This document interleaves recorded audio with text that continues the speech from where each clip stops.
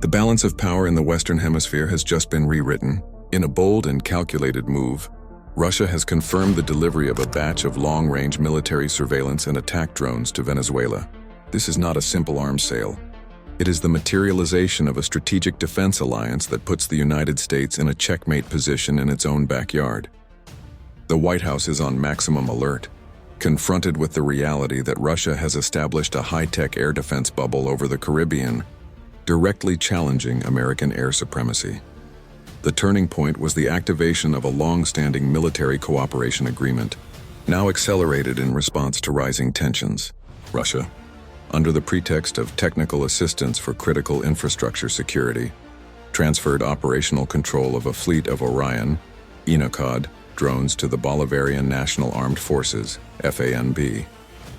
These drones, known for their precision surveillance and attack capabilities, not only reinforce Venezuelan defense, but also serve as an eye and a fist for Moscow in the region. Intelligence reports from the U.S. Department of Defense indicate that the drones are already operational from the El Libertador Air Base near Maracay. The presence of these Russian assets, capable of monitoring long-range maritime and air traffic, creates an anti-access area denial, A2-AD zone that drastically complicates any U.S. military intervention planning. In response, the U.S. Southern Command, Southcom, issued a declaration of maximum concern, while the USS Dwight D. Eisenhower and its strike group were repositioned to the Atlantic, in a show of force that is now contested by an unmanned aerial threat. What is at stake is the credibility of the Monroe Doctrine and the U.S. capacity to project power without contestation. This script will dissect Moscow's strategic calculation, Caracas's audacity, and the immediate consequences of this new air defense reality in the Caribbean. Pause for reflection. If Russia can establish an air defense zone in the Caribbean, does it mean the era of American hegemony is over? Leave your opinion in the comments now. Your analysis is vital to understanding this new multipolar world.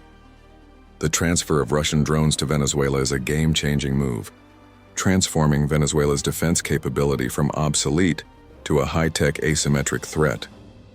The delivered fleet consists of at least 10 Orion, ENOCOD drones, a medium-altitude, long-endurance unmanned aerial system, UAS. The Orion drone has a maximum takeoff weight of about 1,000 kcal, an endurance of up to 24 hours, and a service ceiling of 7,500 meters. Although smaller than the Chinese Wing Lung 2, the Orion is known for its robustness and ability to operate in hostile environments. Its 200 kilos payload capacity allows for the transport of laser-guided missiles, such as the KH-50, making it a precision strike threat. The KH-50 missile, while not officially confirmed for export, represents the type of precision-guided munition that dramatically increases the threat profile of the Orion, forcing U.S. planners to consider the possibility of high-value asset targeting. The drones are equipped with electro-optical sensors and maritime surveillance radars, allowing continuous monitoring of the entire Venezuelan coast and vital maritime routes in the Caribbean, including the Panama Canal. The intelligence, surveillance, and reconnaissance (ISR) capability of these drones is the real asset, enabling Venezuela and Russia to track U.S. fleet movements in real time. This ISR capability is further enhanced by the integration of Russian GLONASS satellite navigation, providing a secure and independent targeting and navigation system, bypassing potential U.S. GPS denial. The Orion can carry up to 4 guided missiles. The mere capability to attack forces U.S. military planners to treat them as a frontline threat. The presence of air-to-surface missiles, which can be adapted to these drones, is the Pentagon's main concern. The potential for these drones to be armed with anti-ship missiles, even small ones, poses a significant threat to U.S. naval assets operating within the A2-AD bubble. The drones are being integrated into the Venezuelan air defense system, which includes Russian origin radars and missile systems, such as the S-300VM and the Buk M2. This integration creates a layered defense network that is significantly harder to penetrate. The coordination between the drones and the surface-to-air missile systems creates an A2-AD bubble that extends for hundreds of kilometers into the Caribbean. This integrated system is designed to create a kill zone for any low-flying U.S. aircraft or cruise missile.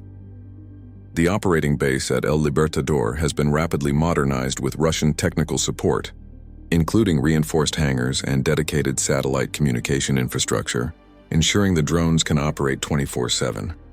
Furthermore, Russia provided a mobile command and control center, C2, allowing drone operations to be decentralized and harder to neutralize by a precision strike.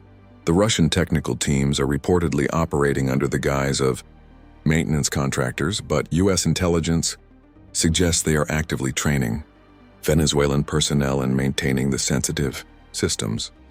The drones were not delivered by air but by sea, in Russian cargo ships disguised as infrastructure equipment transport. The logistical operation, which involved route deviations and temporary deactivation of transponders, demonstrates the level of coordination and Moscow's desire to keep the operation as discreet as possible until activation. The arrival of the drones was first reported by an unofficial intelligence source, who noted the presence of large transport crates and the arrival of specialized Russian technicians at the airbase. The use of civilian shipping lanes and ports for military transfers highlights the difficulty the U.S. faces in interdicting these gray zone operations without risking a major international incident. The U.S. response was immediate but cautious.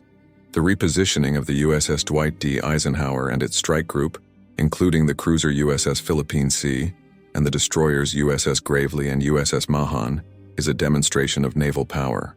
For the first time in decades, U.S. air superiority in the Caribbean is contested by a high-tech unmanned asset. Any U.S. surveillance aircraft, such as the P-8 Poseidon, now must operate under the threat of being tracked and potentially engaged. The main concern is the risk of misidentification and the potential for a miscalculation leading to a direct confrontation. The U.S. Navy is now forced to operate its most advanced electronic warfare aircraft, like the EA-18G Growler, in the region to counter the Russian-Venezuelan A2AD network. The presence of Russian drones complicates the intervention scenario.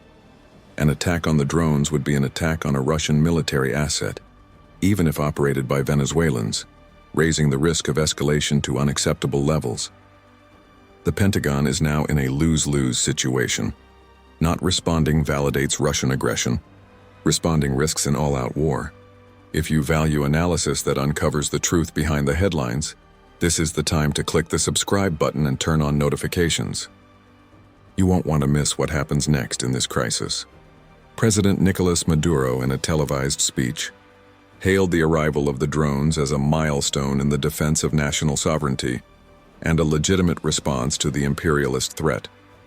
Venezuela frames the acquisition as purely defensive, aimed at protecting its borders and critical infrastructure, such as refineries and pipelines, against acts of terrorism and sabotage, a clear reference to secret U.S. operations or sanctions.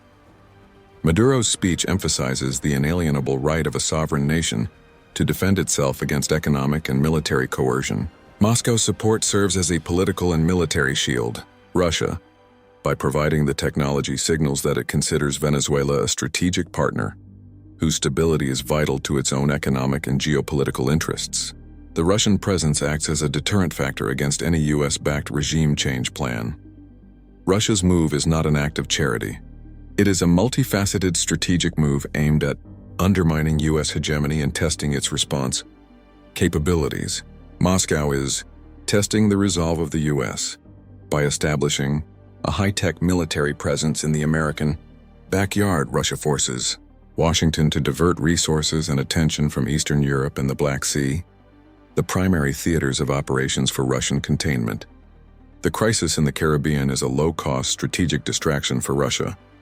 Russia has significant economic and debt ties with Venezuela, in addition to being a key arms supplier. The stability of the Maduro regime is crucial to ensuring the repayment of these loans and the security of its assets. The drones are, in essence, an insurance policy for Russian investments, ensuring that Venezuela can continue to be a strategic partner. The transfer of advanced military technology to a country in the Western Hemisphere is a clear signal that Russia is willing and able to project power and influence globally, challenging the notion of exclusive spheres of influence. This is the first time Russia has established a long-range offensive military capability in the Western Hemisphere, a geopolitical milestone. Russia is exploiting the U.S. drone dilemma. Orion drones are relatively cheap to operate and replace, estimated at $5 to $7 million per unit. In contrast, the U.S. would have to use high-cost F/A-18 fighters, use $70 million per unit, or expensive air defense missiles, millions per missile, to neutralize them. Russia is forcing the U.S. to spend heavily to combat a low-cost threat, a classic case of asymmetric warfare. Russia can use the drones to collect intelligence data on the tactics, communication frequencies, and electronic signatures of U.S. ships and aircraft, turning the Caribbean into a real-time electronic warfare laboratory. This data collection is invaluable for Moscow's future military planning. If this analysis made you think, show your support. Leave a like and share this video with a friend who needs to understand the gravity of this crisis. This helps us bring this critical information to more people. The Russian drone crisis has immediate and profound consequences for regional and global security. Countries like Colombia and Brazil, U.S. allies, are expressing concern about the militarization of Venezuelan airspace. The presence of long-range Russian attack drones on the borders of Colombia and Brazil is seen as a direct threat to their national security, forcing them to reevaluate their defense strategies and seek security guarantees from the U.S. The Caribbean islands, many of which are close U.S. allies such as Curacao, Aruba, and Puerto Rico, are now under the shadow of a long-range surveillance and attack capability. The presence of Russian drones directly threatens the security of tourism and the economic stability of these islands, forcing them to reconsider their stance of neutrality or alignment. The proximity of these Russian-backed assets to U.S. territories like Puerto Rico and the U.S. Virgin Islands is a major escalation, effectively bringing a Russian-aligned military capability to the doorstep of the U.S. mainland. Increased militarization and the presence of long-range surveillance assets raise insurance costs and risk for maritime trade in the Caribbean, a vital route for global commerce. Shipping companies are now reconsidering their routes, which could lead to an increase in consumer prices. The Monroe Doctrine, which for 200 years defined the Western Hemisphere as the exclusive sphere of influence of the U.S., is now under direct attack. Russia, by establishing a high-tech military presence, signals that the doctrine is obsolete. The U.S. failure to prevent this technology transfer is seen globally as a sign of weakness and an erosion of American authority. The Monroe Doctrine, proclaimed in 1823, was the first major landmark of U.S. foreign policy, establishing Latin America as a region outside European colonization. Historically, the U.S. used the doctrine to justify military and political interventions, such as the Cuban Missile Crisis. Russia, by installing a long-range military capability, is essentially rewriting the great game in the Western Hemisphere, forcing the U.S. to confront a power challenge it has not seen since the Cold War. The implication is that Russia is signaling that the America for the Americans of 1823 has been replaced by the America for the multipolar world of today. Russia is not just selling drones, it is buying influence. The transfer of advanced military technology is part of a long-term strategy to create a network of security partners that depend on Russian technology. This ensures that in the future, any U.S. military action in the region will have to take into account the possibility of facing Russian weapons systems, increasing the cost and risk of intervention. Russia is building a sphere of deterrence in the Western Hemisphere. The Russian drone crisis has an immediate impact on global geopolitics. Russia is demonstrating that its ability to project power is not limited to Eastern Europe.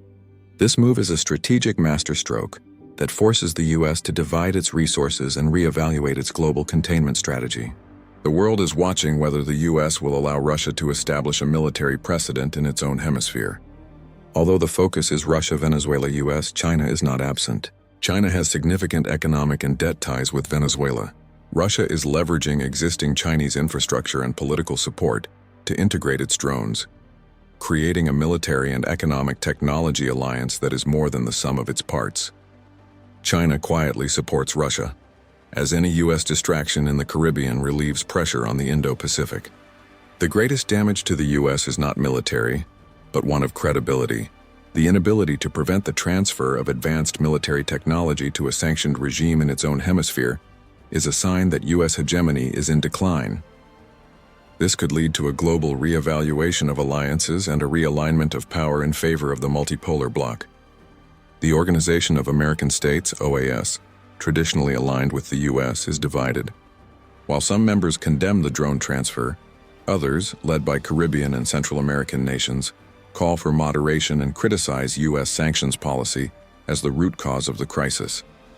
In the UN Security Council, Russia and China use their veto power to block any resolution condemning the drone transfer, paralyzing the international response and validating Moscow's action.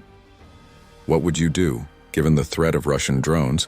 What would be the next tactical move for the U.S. to defuse this crisis without risking a direct confrontation with Russia?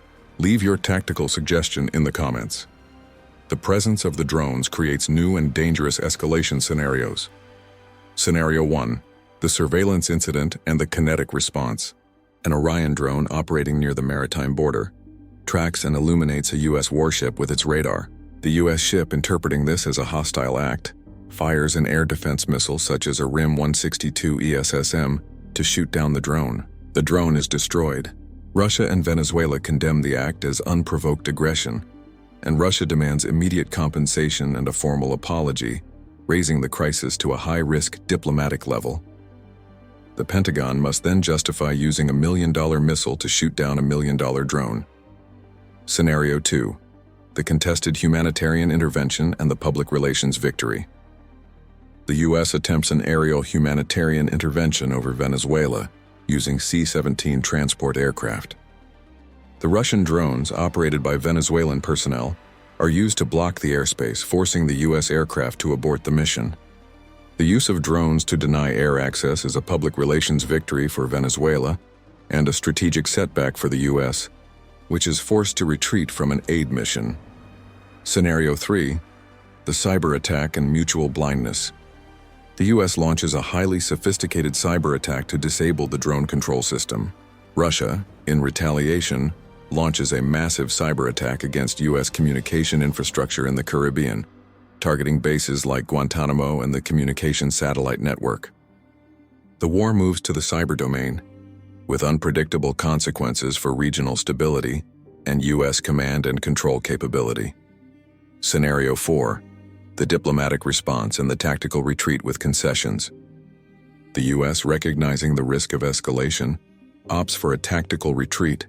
Instead of confronting the drones, the U.S. intensifies sanctions and diplomatic pressure on Russia and Venezuela, but accepts the new reality that air superiority in the Caribbean is no longer guaranteed. In a strategic move, the U.S. offers limited sanctions relief in exchange for an agreement on non-proliferation of attack drones in the region, a de facto recognition of the new Russian sphere of influence. The Russian drone crisis is the final test for the Monroe Doctrine, which for 200 years defined U.S. foreign policy in the Western Hemisphere. The Monroe Doctrine, established in 1823, declared that any intervention by European powers in the Americas would be seen as a hostile act. For 2 centuries, it served as the cornerstone of U.S. hegemony.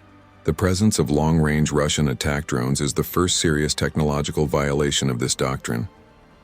Russia's success in establishing this military capability in Venezuela sends an unequivocal signal to the world. Russia can project military power anywhere, and the U.S. can no longer guarantee the security of its own hemisphere. This will encourage other Russian and Chinese allies to challenge the U.S.-led order in their respective regions. The crisis in the Caribbean is a microcosm of the transition to a multipolar world. Russia is using Venezuela as a foothold to redefine the rules of the global game, where influence is no longer dictated solely by military force, but by the ability to provide technology and political support without the conditions imposed by the West. Moscow's drone diplomacy is a new form of Cold War, where technology and economics replace direct confrontation. The transfer of Russian drones to Venezuela is more than just breaking news. It is a geopolitical watershed. Russia has shown that it is willing to use its military technology to challenge U.S. hegemony in its own hemisphere. The Caribbean is no longer a backyard. It is the new center of the world where the rules of the 21st century are being written. The crisis is no longer about Venezuela. It is about the future of U.S. global authority. The presence of Russian drones in the Caribbean is a test of resolve that Washington cannot ignore. If Russia succeeds in establishing a permanent air defense base and breaking the blockade, the Monroe Doctrine will be dead. and the multipolar world will have won. The big question is, does the United States have the strategy to combat Russian technology without risking an all-out war? We want to know your opinion. Which of the 4 escalation scenarios do you believe is the most likely? And more importantly, if you were the commander-in-chief, what would be your next tactical move to defuse this crisis without losing credibility? Leave your sharpest analysis in the comments, share this video so more people understand the danger, and subscribe to follow the unfolding of this crisis in real time. The future of global stability depends on your voice. Click here to see our previous analysis on the China-Venezuela crisis and understand how Russia seized the opportunity.